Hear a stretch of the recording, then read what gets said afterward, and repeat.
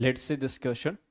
तो इस क्वेश्चन में बोला है equivalent weight of oxalic acid salt in following reaction is.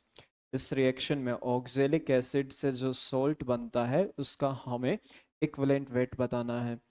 Okay so यहाँ पे हमें इक्विवेलेंट वेट का कॉन्सेप्ट यूज़ करना पड़ेगा।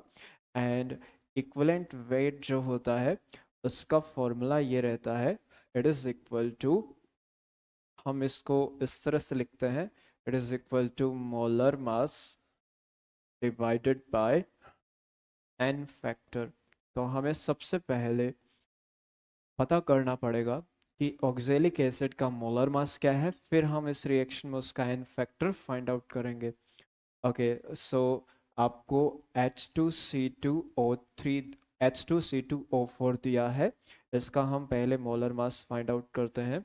तो इसमें हाइड्रोजन दो है, दोनों का जो वेट होगा total that is equal to 2। दो कार्बन है, एक का 12 है, दो का 24 प्लस 2 26, एक ऑक्सीजन का 16 है। एंड हमारे पास टोटल जो नंबर ऑफ ऑक्सीजन है वो 4 है, तो 64 प्लस 26 जो है इट इज इक्वल टू 90। तो इसका 90 ग्राम मोलर मास बनेगा, राइट।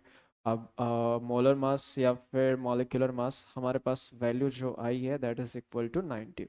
अभी हमें एन फैक्टर बताना है। तो इस रिएक्शन को हमें सबसे पहले ऑब्जर्व करना पड़ेगा।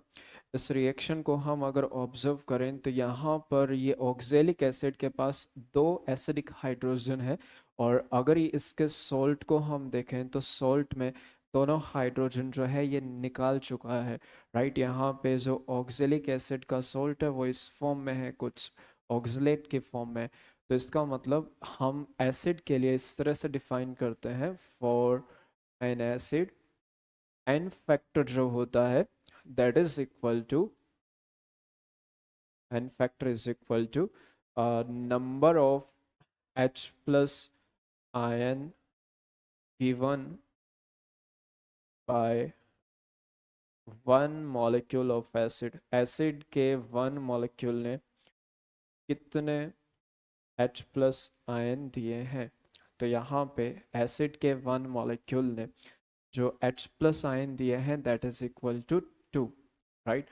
तो इस वजह से हम यहाँ पे ये एग्जैक्टली बोल सकते हैं कि इसका जो एन फैक्टर होगा दैट इज इक्वल टू 2। तो N factor of oxalic acid H2C2O4 ये होगा आपके पास 2।